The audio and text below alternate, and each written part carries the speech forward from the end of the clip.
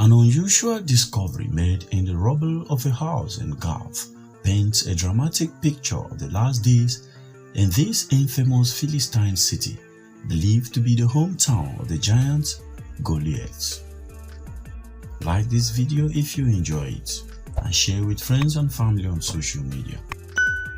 When the Aramean king laid siege to biblical Gath 2,800 years ago, the defenders resorted to desperate measures, some of which seemed to include making flimsy arrowheads out of bones. An unusual discovery made in the rubble of a house in Gath paints a dramatic picture of the last days in this infamous Philistine city, believed to be the hometown of the giant Goliath. Inside the home in the lower city, researchers discovered an arrow point made of animal bones, which they believe may have been used as part of Gath's futile last stand against the conquering army of the Aramean king Hazael more than 2,800 years ago. Humans have been carving projectiles and other artifacts out of bone for hundreds of thousands of years.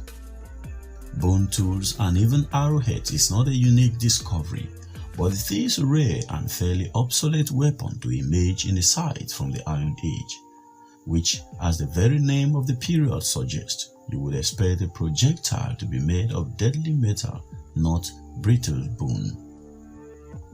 According to Aaron Meyer, a professor of archaeology at Bar Ilan University who leads an expedition at Tel Es Safi, in many cultures, you have bone projectile points, but as you move into a metal-oriented society, they disappeared.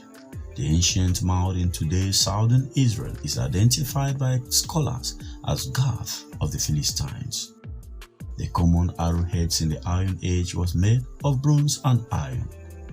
Even though you may still find some bone points, they have become very rare.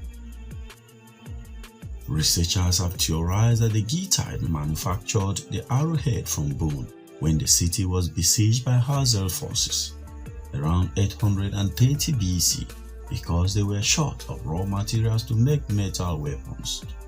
One element supporting this is that back in 2006, archaeologists had uncovered a workshop in the nearby upper city that appeared to be entirely dedicated to the manufacture of bone utensils. It was destroyed along with the rest of Gath at the time of the Aramean conquest.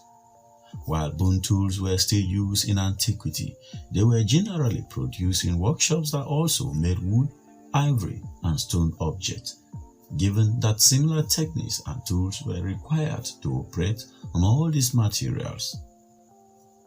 But in a newly discovered workshop in Gath, they found only the waste product of bones, hundreds of fragments originating only from the lower limbs of domestic cow or cattle.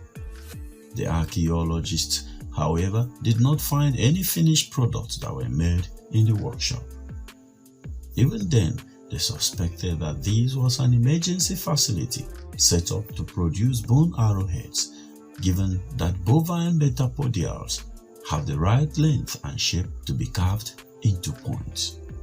While it is not possible to prove that the newly unearthed arrowhead was made in that specific bone shop, the finds strengthen the hypothesis that the defenders of Gath turned to making these obsolete weapons because they had no other option.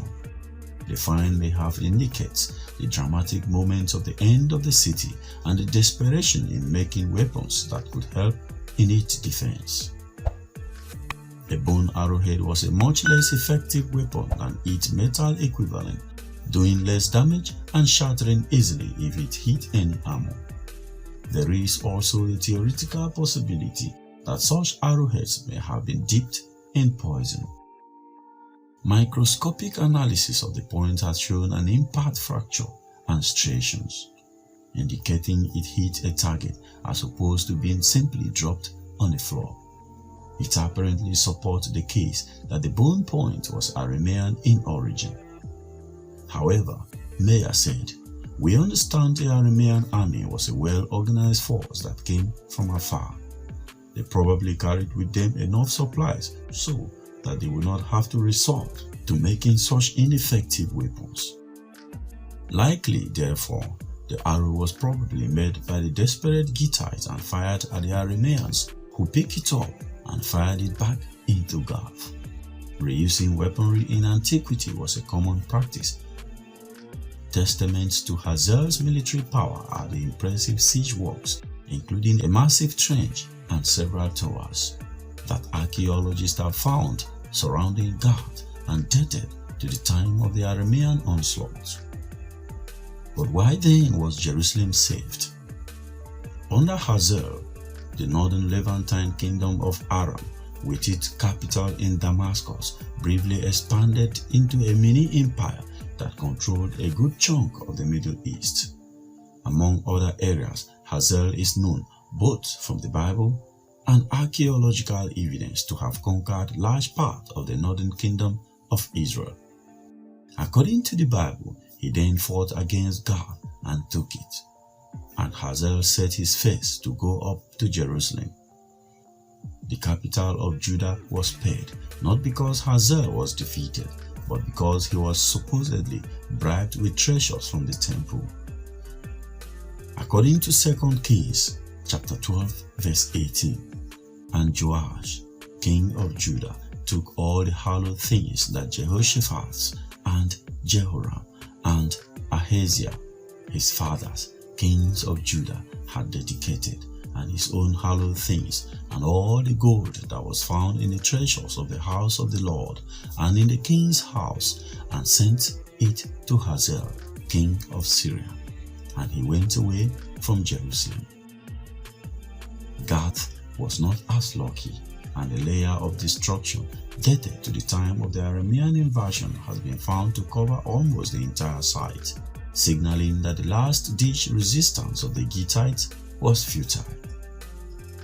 Whether or not you believe the biblical story that Gath was the birthplace of Goliath, the giant defeated by David, it definitely was one of the most powerful Philistine cities for centuries, and a focus point of the sometimes peaceful and sometimes hostile coexistence with the neighboring Judeans.